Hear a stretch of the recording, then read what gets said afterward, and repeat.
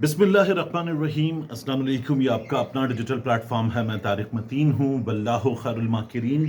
अल्लाह सबसे बेहतर तदबीर फरमाने वाला है, वही बचाएगा मेरे देश को बलाओं से। जो बारिश में शजर से घोंसला गिरने नहीं देता, क्योंकि उसकी तदबीर तमाम तदाबीर की इमाम है। आ, आज हफ्ते का दिन है, 5 तारीख जुलाई की। मेरा आपसे आज के दिन ये पहला इंटरेक्शन। सबसे पहले बात करेंगे, बिलावल भुट्टो जरदारी ने एक इंटरव्यू दिया है श्रीनिवासन जैन को अल जजीरा के लिए। इंटरव्यू में बिलावल भुट्टो जरदारी ने इंडिया पाकिस्तान के मामले पर बात करते हुए कुछ ऐसी बातें की हैं जो बड़ी वायरल हो रही हैं। बिलावल भुट्टो जरदारी क्या कहते हैं, इसकी बात करेंगे। फिर इसके बाद मैंने आपसे कहा था कि 27वीं तरमीम जो अभी अंडर प्रोसेस है, कहीं किसी जगह ड्राफ्ट हो रही है, उसमें मुमकिन तौर पर कौन कौन से सुरखाब के पड़ लगे हो सकते हैं, क्या क्या उसमें ख्वाहिशें लोगों की जानिब से शामिल की जा रही हैं, क्या क्या मुमकिन प्लान हैं, क्या क्या चीज़ें हो सकती हैं, इस बारे में चीज़ें हमारे सामने आ रही हैं, इसकी भी बात करेंगे। एक चीज़ और 27वीं तरमीम के हवाले से पता चल रही है, बहुत ज़्यादा अहम है।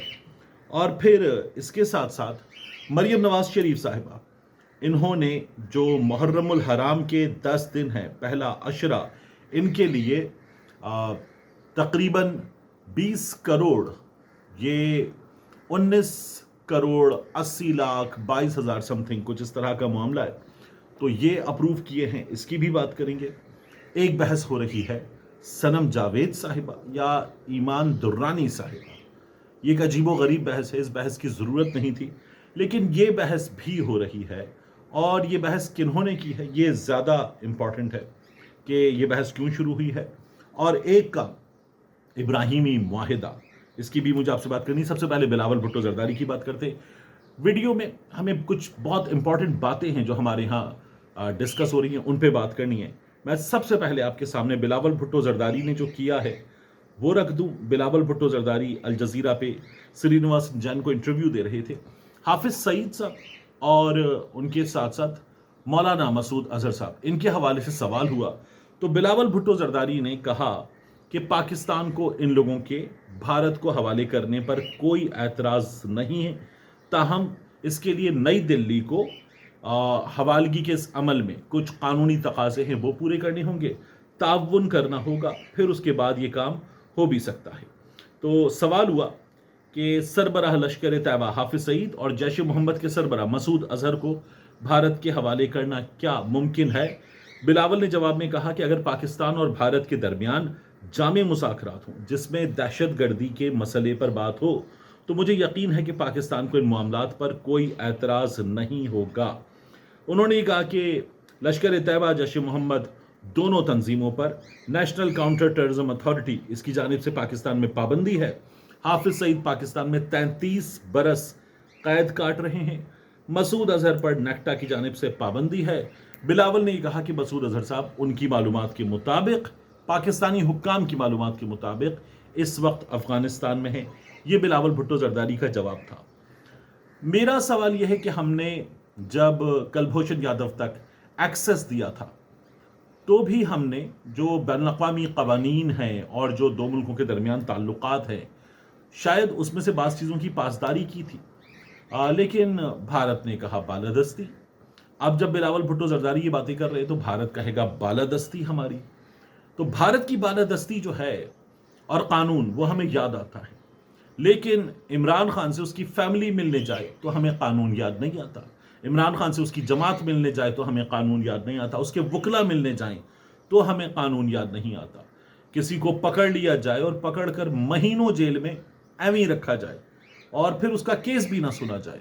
यानी मैं एक बार गिन रहा था कि अब तक कितने मौक़े ऐसे हैं कि जिनमें यास्मीन राशिद साहिबा के मामले में तफ्तीशी नहीं है, रिकॉर्ड नहीं है, तैयारी नहीं है। यानी तफ्तीशी अफसर जो है वो मौजूद नहीं है, कहीं मसरूफ़ है। रिकॉर्ड हाई कोर्ट में है, जिस अदालत में मामला है हाई कोर्ट में है, दूसरी अदालत में है, रिकॉर्ड नहीं है। या फिर वकील साहब को तैयारी के लिए वक्त चाहिए। इस तरह के जो बहाने यास्मीन राशिद साहिबा के मामले में बनाए गए हैं, उनकी तादाद 18 के करीब है। 18। तो ये अगर करना है तो हमें कानून अपने यहाँ याद क्यों नहीं आता। ہمیں بھارت کے لیے بھی قانون یاد ہے لیکن اپنے لوگوں کے لیے قانون یاد نہیں ہے. یہ بہت امپورٹنٹ ہے کہ یہ ہمیں یاد ہو. اب اس کے بعد بات کرتے ہیں ابراہیمی معاہدہ ہمارے ہاں کہا جا رہا ہے. ٹرمپ نے جو نام دیا تھا وہ تھا ابراہم ایکارڈ. اچھا ابراہم ایکارڈ یا ابراہیمی معاہدہ وہ کم و بیش ایک جیسا ہے, لیکن ہمارے ہاں میڈیا کے بعض حلقوں نے ابراہم ایکارڈ کی جگہ یا ابراہم معاہدے کی جگہ ابراہیمی معاہدہ کر دیا ہے.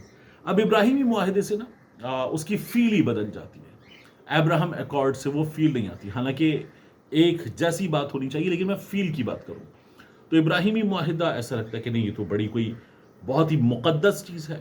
اب فلسطینیوں پر جو مظالم ہیں وہ بھی پیچھے چلے جاتے ہیں, اسرائیل کی بربریت پیچھے چلی جاتی ہے, اس کی فیل بڑی حد تک چینج ہو جاتی ہے. تو ہماری میڈیا میں یہ کام ہو رہا ہے.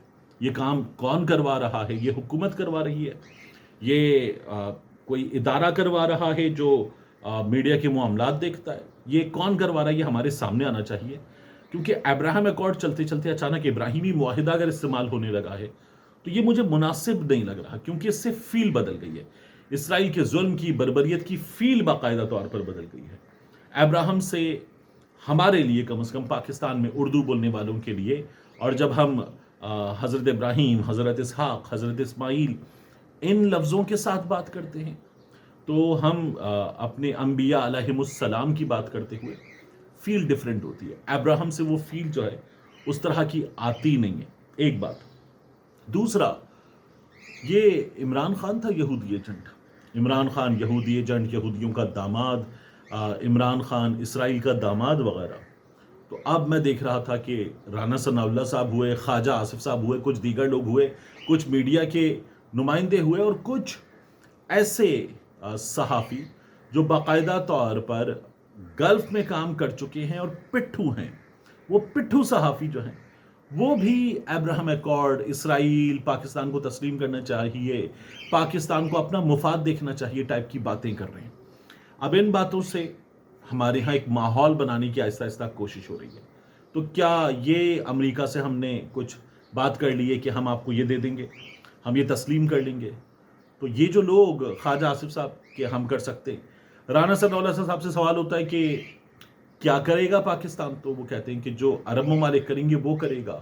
پھر آتا ہے جواب کہ نہیں, ایران کی پوزیشن ڈیفرنٹ ہو سکتی ہے, تو پھر اب بتائیے کہ کیا کریں گے. جب یہ سوال ہوتا ہے تو وہ کہتے ہیں کہ ایران کو منا لینا چاہیے, ترکیے کو, سعودی عرب کو, ان کو مل کر ایران کو, پاکستان کو مل کر ایران کو منا لینا چاہیے. اس کا مطلب ہے کہ بڑی جلدی ہے, بے چینی ہے کہ ہم تسلیم کر لیں, اسرائیل کو تسلیم کر لیں. تو عمران خان صاحب کے حوالے سے سب نے بتایا کہ بڑا پریشر تھا. عمران خان جب وزیر اعظم تھے بڑا پریشر تھا کہ اسرائیل کو پاکستان تسلیم کرے. عمران خان صاحب کا جواب تھا ایبسولوٹلی ناٹ والا. اب یہ لوگ جو ہے وہ ماحول بنانے کی کوشش کر رہے ہیں, کیونکہ میں نے آپ سے کہا تھا آگ سے کھیلنے کے مترادف ہے. پاکستان کے لوگ تسلیم نہیں کریں گے کہ یہ کیا جائے, لیکن بہرحال اس سلسلے میں کام ہو رہا ہے. اس کے بعد مائنز اینڈ منرلز کی بات.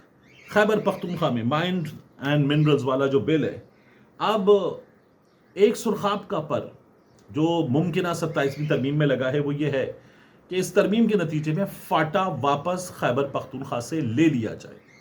یہ فضل الرحمان صاحب کی ڈیمانڈ بھی تھی کہ یہ نہ شامل کریں. کیوں شامل کر رہے ہیں؟ بہت پری میچور ہو رہا ہے, اس کے لیے ہوم ورک مکمل نہیں ہے. اور اگر یہ واپس لیا جاتا ہے تو فضل الرحمان صاحب کی ڈیمانڈ پوری ہو جائے گی. میں نمائندگی دیکھ رہا تھا, پاکستان تحریک انصاف کی نمائندگی ہے فاٹا میں, پاکستان تحریک انصاف کی نمائندگی ہے, تو عوام نے ان کو ووٹ دیے ہیں. اب فاٹا کے حوالے سے ایک شہباز شریف صاحب نے جرگے کے معاملات واپس ریوائیو کرنے کے لیے ایک کمیٹی بنا دی ہے, جس کا غالباً اس 1 جولائی کو اجلاس ہو چکا ہے. اب 7 تاریخ کو پھر اجلاس ہونے جا رہا ہے. کہا یہ جا رہا ہے کہ خیبر پختونخوا میں مائنز اینڈ منرلز بل پہ کام نہیں ہو رہا, تو پورا کا پورا فاٹا واپس اگر نکال لیا جائے تو پھر وہ مرکز کے انڈر آ جائے گا, وفاق کے زیر انتظام قبائلی علاقے, تو federally administered tribal areas FATA یہ ہو جائے گا. تو اس کا بڑا فائدہ ہوگا. اور وہ مائنز اینڈ منرلز بل جس پہ کام کرنا ہے, جو ہم ٹرمپ کو کچھ چیزیں آفر کر سکتے ہیں, جو میں نے آپ کو رات کی ویڈیو میں بتایا بھی تھا, تو اس پہ کام ہو سکے گا.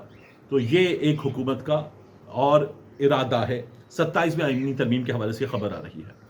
مریم نواز شریف صاحبہ, دیکھیے مریم نواز شریف صاحبہ جو ہیں انہوں نے یہ کیا ہے کہ محرم الحرام کے 10 دن ان کے لیے اشتہارات کی مہم پورے پنجاب میں جو چلائی جائے گی صرف 10 دنوں کے لیے.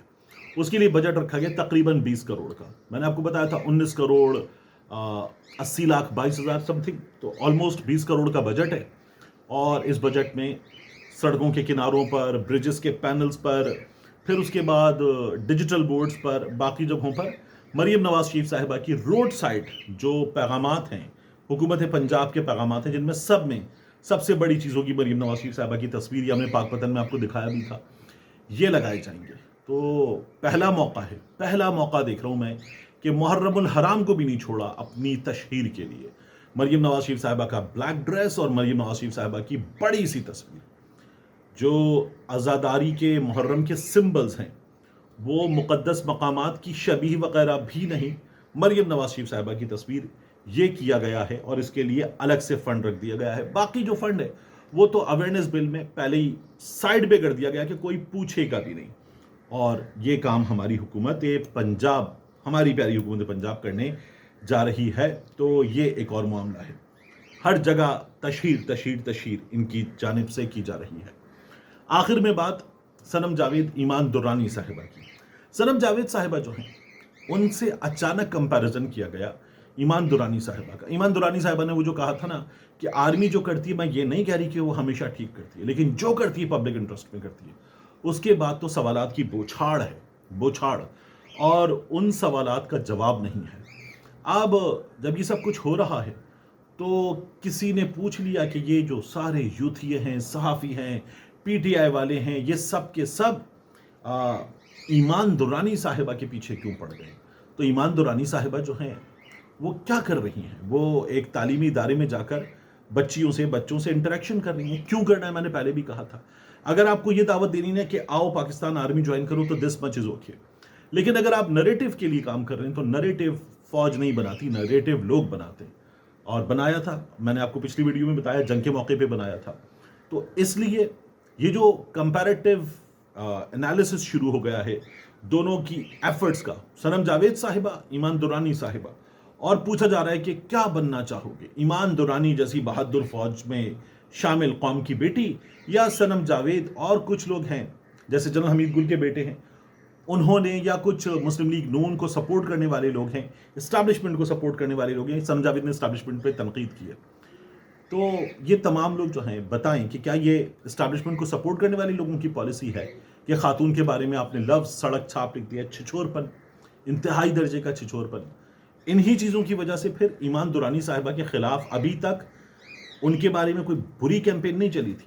جواب دیا جا رہا ہے کہ جب آپ سڑک چھاپ کسی کو کہیں گے تو جواب دیا جا رہا ہے یہ بے وقوفی ہوتی ہے, انتہائی درجے کی, کرنا ہی نہیں چاہیے تھا.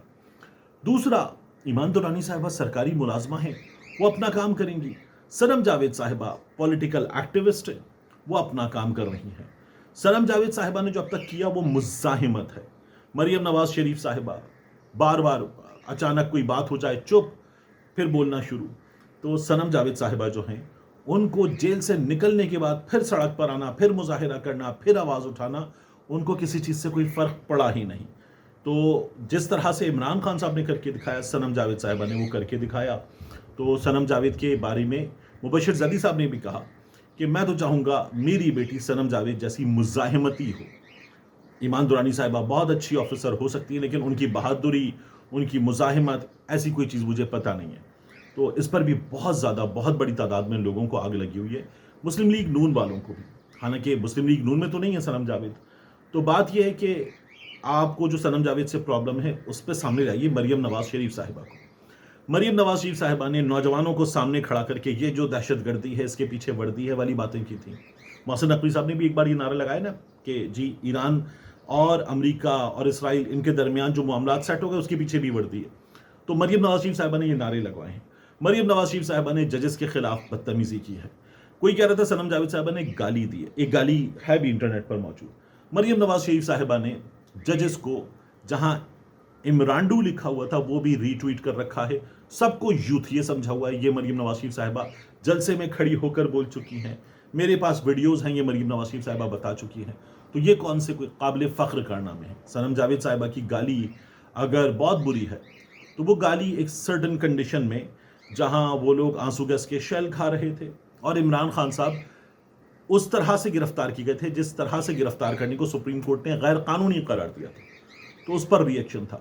مریم نواز شریف صاحبہ تو بار بار چپ ہو گئی ہیں، جانتے بوجھتے طے کر کے چپ ہوئی ہیں، تو مریم نواز شریف صاحبہ کا بھی سنم جاوید سے کوئی کمپیریزن نہیں ہے، تو پھر ایمان درانی صاحبہ کا تو کوئی کمپیریزن ہے ہی نہیں۔ اگر وہ یا کوئی نوجوان آفیسر یا D G S P R صاحب یہ اگر جا کر نوجوانوں سے جوائن پاکستان آرمی پر کیمپین کرنا چاہتے ہیں تو کریں، زبردست، لیکن اگر نریٹو بلڈنگ کرنی ہے، سیاسی جماعتوں کے مد مقابل آنا ہے، تو یہ اسٹیبلشمنٹ کا کام نہیں ہے، اور یہ کام جو ہے وہ کیا بھی نہیں جا سکتا کسی بھی صورت۔ اسٹیبلشمنٹ نے ہمارے ہاں سب سے زیادہ لمبے عرصے تک کسی بھی سیاسی جماعت سے اگر کمپیریزن کرنے تو سب سے زیادہ لمبے عرصے تک حکومت کی ہے، اور اسٹیبلشمنٹ اس ملک میں بہت بڑی تعداد میں خرابیوں کی جڑ ہے، تو اسٹیبلشمنٹ کو اس سے پیچھے رہنا چاہیے۔ ملتے ہیں انشاءاللہ آپ سے اگلی ویڈیو میں۔